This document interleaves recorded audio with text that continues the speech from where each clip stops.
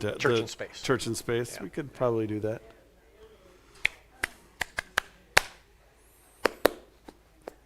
Need like a go light. Yeah. when we're back at the WLC, it'll be easier. Yes. You can see them. Yes.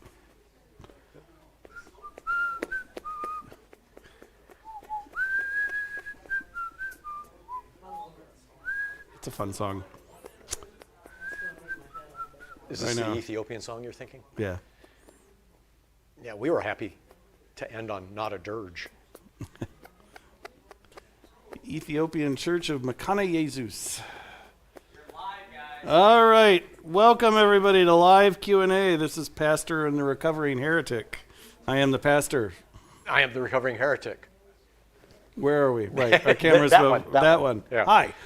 So, hi Dan. Yeah. Hi, this is an unplanned improv version.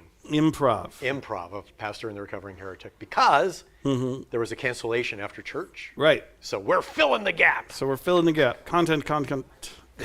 We're the special summer replacement show. Right. And so we don't have planned questions. So today of all days, ask your questions. And so I'm talking to you, Renee, to you, Dan, to you, Kathy, and to everybody at home. At home, just type into the chat and off we go. Off we go. Off we go. So to start, Yep. a question from Steve, who I can always count on. Yes. Was this king's story, so I assume today's reading, Yeah, the first lesson, yeah. and remind us of it when we get to it, but was the king's story some kind of fever dream? And you, fresh off the flu, I think are even better equipped to answer that question. It is an odd story. I mean, so it's the story of Elijah being taken up in the whirlwind to heaven. Elijah is one of two people the Bible mentions that don't die, but Actually gets bodily received into heaven. So he's a big deal. Yeah, I don't know. Elijah's story is kind of odd in Kings, right? So the book of Kings is 1st and 2nd Kings, like it's this very, it starts off as this very narrative, almost dry kind of record of what the kings did, you know, so it's like Solomon's reign, and then it's this litany of, and this king did what was evil in the sight of the Lord, and the Lord, yada, yada, yada. And this king built roads. Right, and then suddenly at about, I think it's like chapter 15 or chapter 17, somewhere in there, of 1 Kings, Elijah.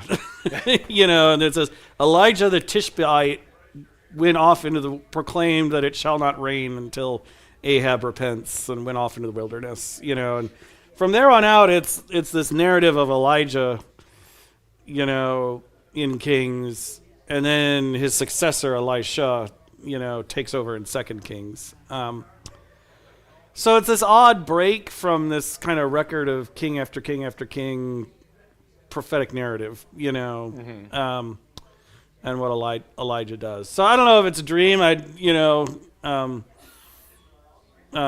but it's weird, it is an odd interlude in the story. So, yes. Yeah. I mean, furthering to Steve's question, that makes it odd. Was it Elijah or Elisha who was bald and had the bear go kill a bunch of kids Elisha for is teasing the him? one who has the bears come out of the woods and maul the children because they called him bald. It's this great 2-line. It's this great little random vignette, It's like, And I've always thought grace is that it never tells us what curse Elisha actually utters. So the rest of us baldies can't. Yeah, Lord knows I would have uttered it at some point, so. I thought grace is we were never known what the curse was, So yeah, and I mean, Elisha is really weird. Elisha's weirder than Elijah, actually. He's an odd dude, and he's also like a grump. He is a notorious grump. Yeah. So what is so important about Elijah that he was bodily brought up to heaven, versus other prophets like Elisha. Yeah. Elisha seems to be very critical too.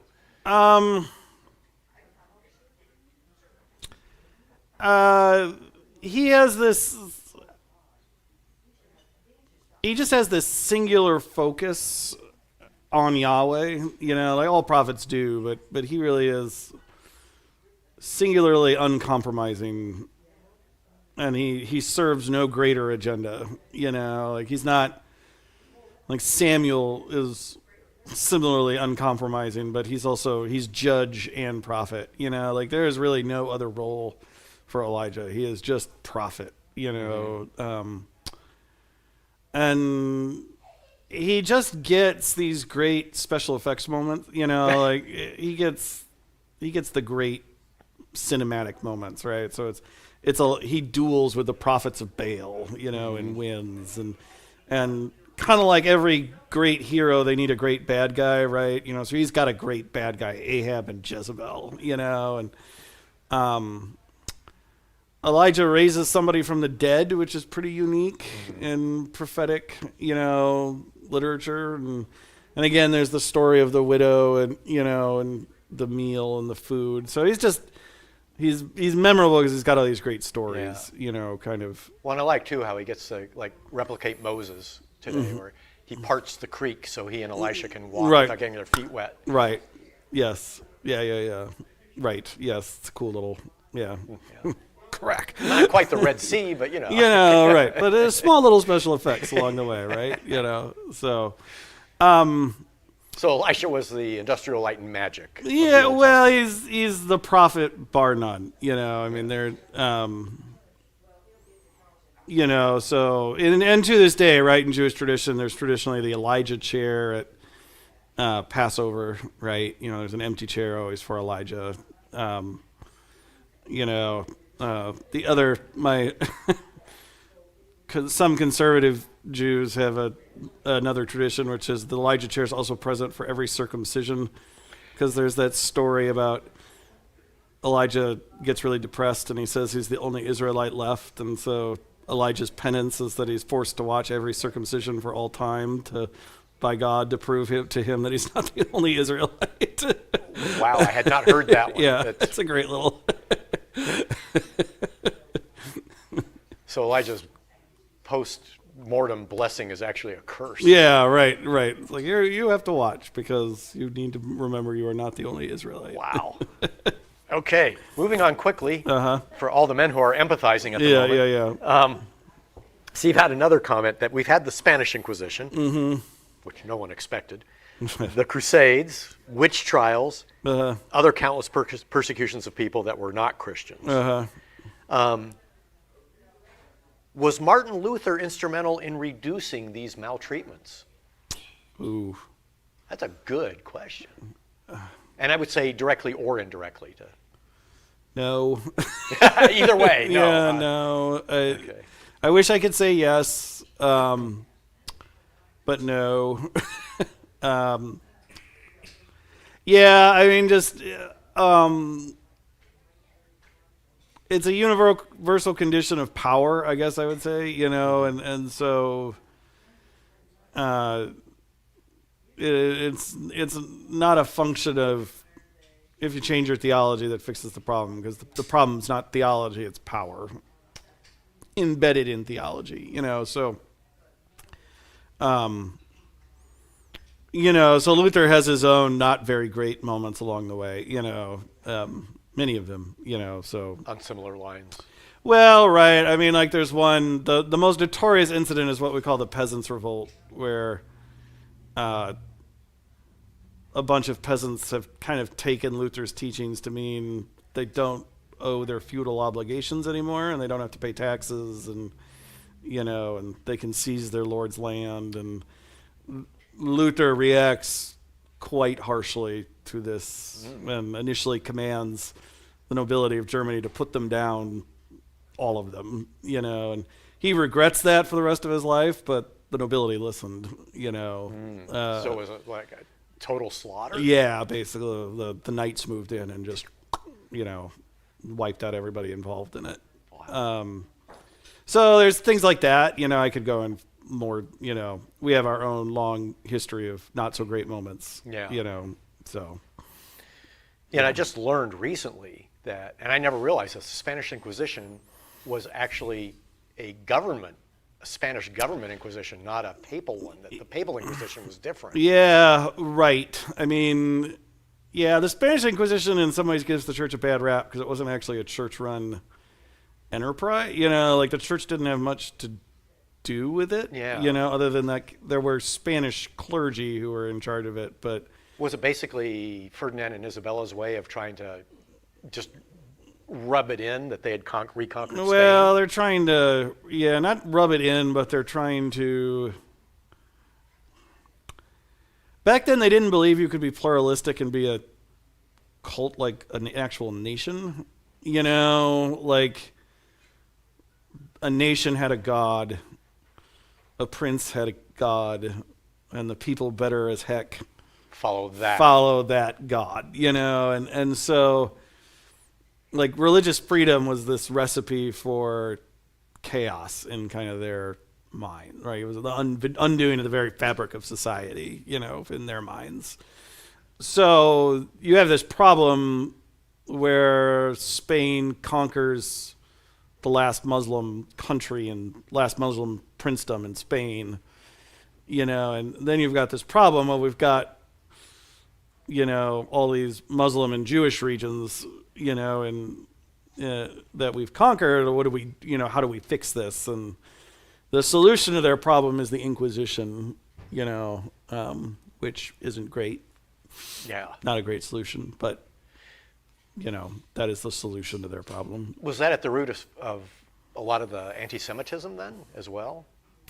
Yeah, I mean, that's that's a large part of it. Anti-Semit, I've said this before, but it's this thing that goes back a while, and has a lot to do with Jews are just a very distinctive population, and humans don't handle distinctive difference very well, so, but in their heads, yes, it was, here's these whole communities that don't follow along, you're not worshiping the way I worship. Yeah, you're threatening the very fabric of civilization, by doing this, Well, how did we get from that to that it seems like all the ancient empires were pluralistic. Rome, you worship your own God as long as you don't try to convert me and you still say Caesar's at the top, Yeah. Egypt had a skazillion gods, and you could go. I mean, that's why Egypt was a big haven. You could go there and.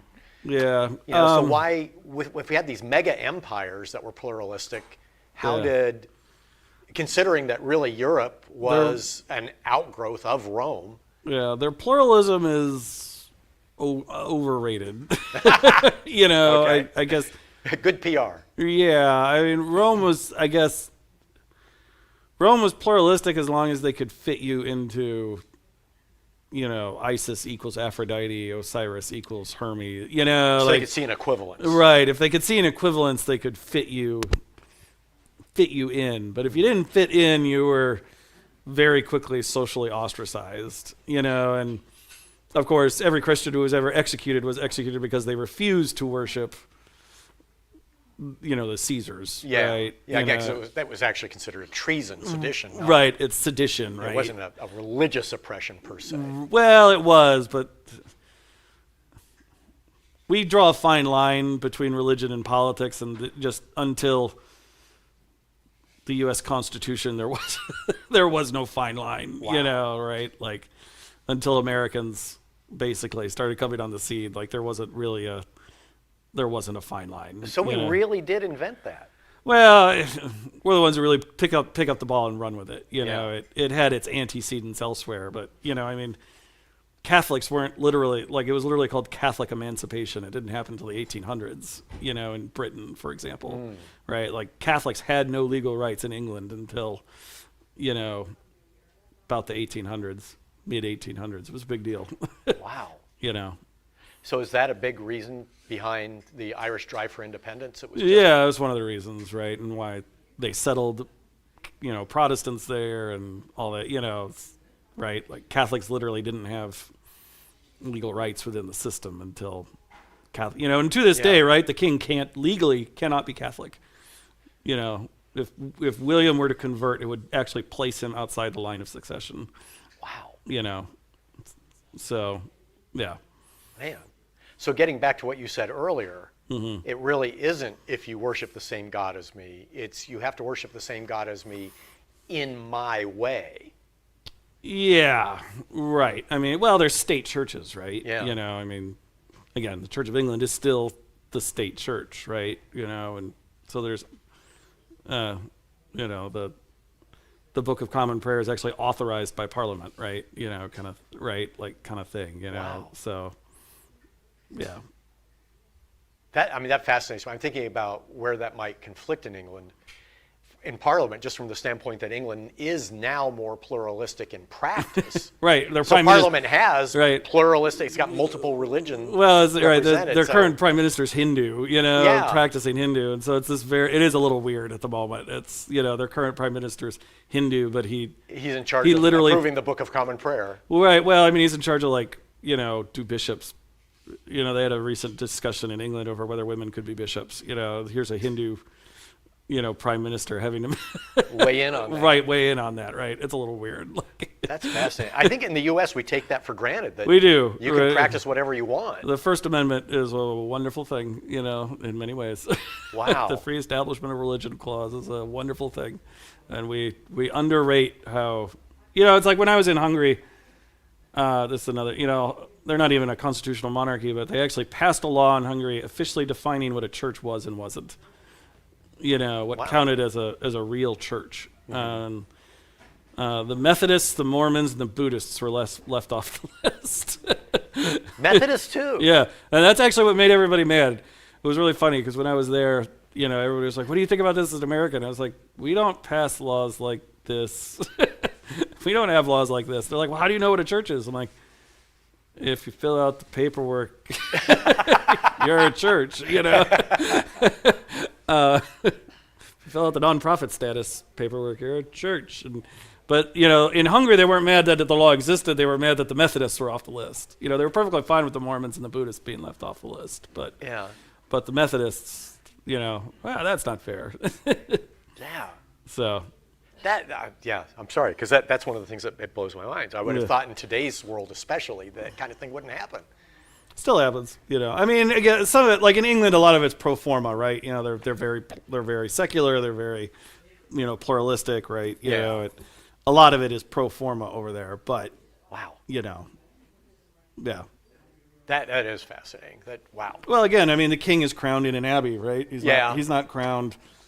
It's not like he doesn't take the oath of office In a palace or in the palace or on the steps of Parliament or something. You know, it's an to quote the Crown, it's an archbishop who places the crown on his head. You know. Yeah.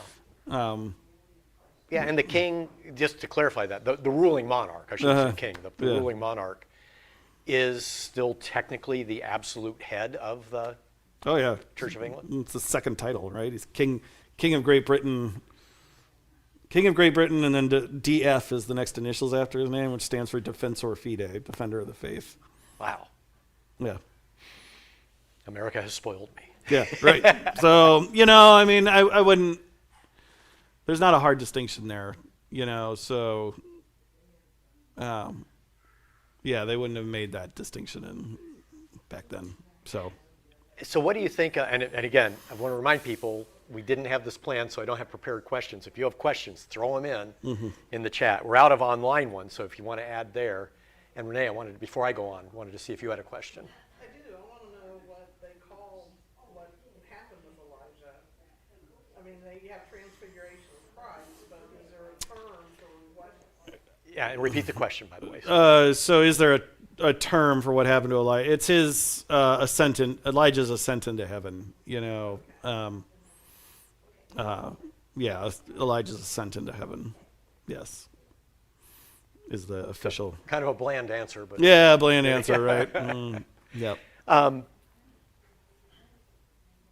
where I'm going back to Elijah, and also popping ahead to today because that's where this conversation has gone. I'm not sure where to weigh in more. I am going to go. I'm going to go to the modern period. Okay. So America has spoiled me. I think it spoiled all of us by being able to have true religious freedom here. Yeah. What do you make theologically, from a Lutheran perspective, of the movement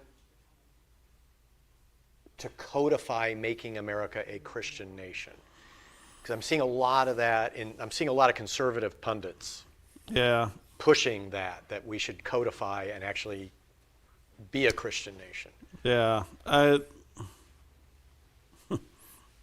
My pithy answer is I'm not sure what that means. You can't baptize nations. You baptize individuals. That comes from an author named Jack Ellul. It's like it doesn't make sense on the face of it just because nations don't believe things. They like Yeah. like if Christianity is an article of faith, right? Individuals hold faith. Nations don't believe things. So. Well, that gets me into things of like which Christianity, because Well, like you right. had mentioned Catholics, even in the U.S., it was a while before Catholics had full rights. Right, too. it was a while, right, before they were fully trusted. Yeah, I mean that's right, and so that's usually my question, right? Is which we as Lutherans believe a set of very distinctive things, and like. And I kind of want to look at it and go like, I don't want, I trust, I love teachers. I love the teachers in this congregation. They're wonderful people, but I don't want teachers teaching a kind of generic Christianity because like from a, not to be stereotypically Lutheran, but they'll probably confuse law and gospel, and that's actually a big deal for us. Right. And that means then I've got to spend time. It's as much about saving me time because it means then I have to spend time undoing with our kids all that they learned from some official teaching from somewhere, right? Yeah. Yeah, I mean, the thing about America is like there were some places in America that were founded expressly as theocracies, right? Massachusetts, right? Like expressly.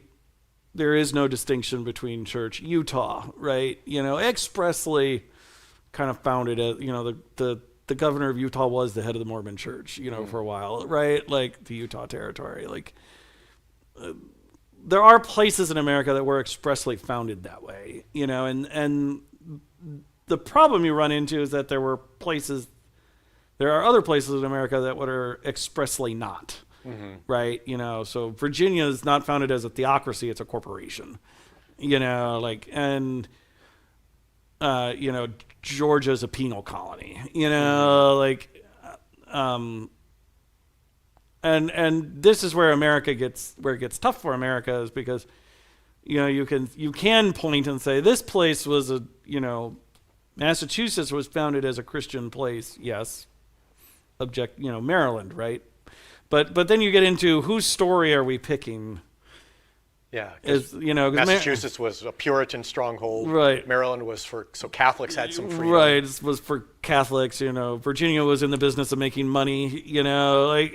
So capitalism, its own god. Right. It's got its own god. Right. Rhode Island was founded as a way for all the people who wanted something a little less strict than the men running Massachusetts. And but they kept the accent. So. Right, but they kept the accent, but like and so you get this problem of which version are we privileging? And Us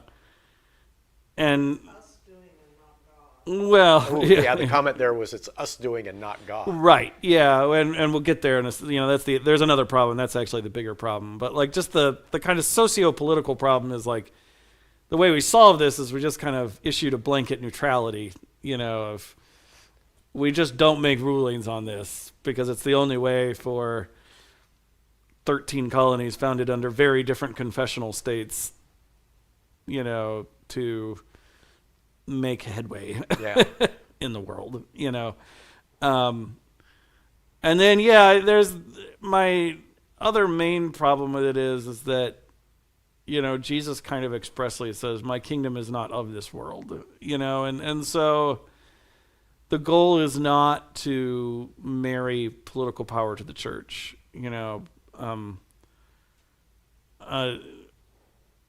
for both the good of the church and the political power, right? You know, that they have different roles, you know. Luther comes up with what he calls two kingdoms theory, you know, which is that in the world there are two separate kingdoms existing in the same place at the same time. And God's king of both, right? This is feudalism, where you could be king of two separate places and have them be separate places, you know. So in that system, right, there are two different kingdoms. It's called the kingdom on the left and the kingdom on the right, you know, and the kingdom on the left is the earthly kingdom, and it's governed by law, right? By ought, by you shall, and it's governed by coercive force, you know, and that coercive force exists to protect the innocent, you know, is kind of the why it's governed that way. And then the kingdom on the right is the kingdom of the gospel, you know, and that's governed by grace and by free grace, and you know, got all the stuff we talk about in church all the time. And Luther says there's a real problem when you start confusing the kingdom on the left and the kingdom on the right, when you start confusing the two kingdoms, you know. And so marrying political power to the church that way is confusing the two kingdoms, you know. The political authority has a job, and it's a good job. It's to use coercive force to protect the innocent, you know, and to enforce law, you know.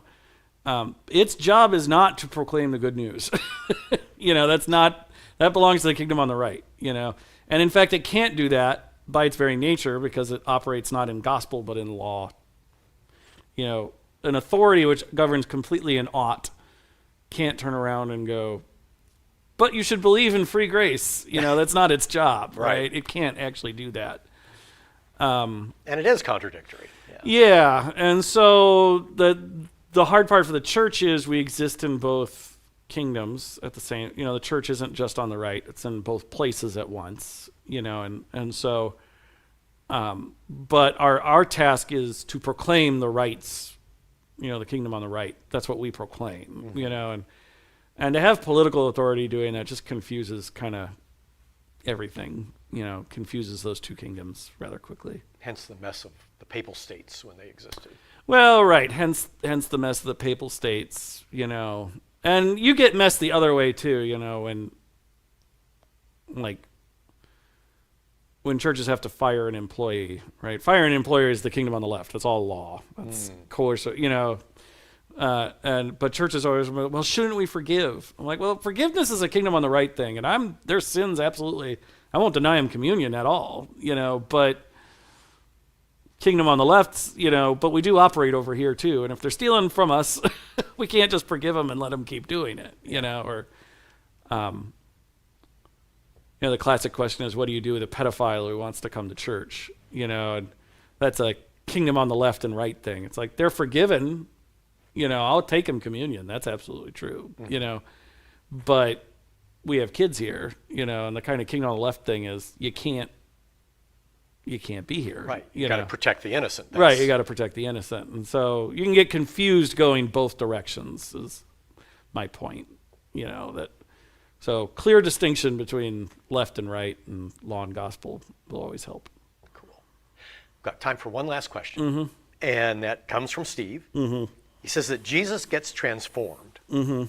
How much time passes between now and Judas making the biggest mistake of his life? So transfiguration to betrayal. I don't know, like days. It's how